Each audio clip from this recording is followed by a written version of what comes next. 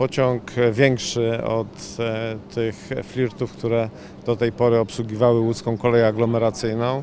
Większy jeden człon, trójczłonowy, ilość miejsc 160 siedzących. Pociąg może pomieścić 330 osób. Pociąg w tym standardzie, do którego już się nasi podróżni przyzwyczaili, z klimatyzacją, z internetem, wyposażony również w gniazdka zasilające do komputerów. Nowością są krzesła, fotele odwrócone do siebie, tak żeby można było w grupie czy rodzinnie podróżować.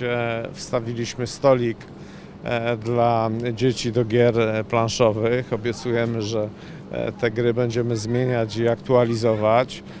Innowacyjna kostka do gry, można podróżować z dziećmi, będą miały miejsce do zabawy.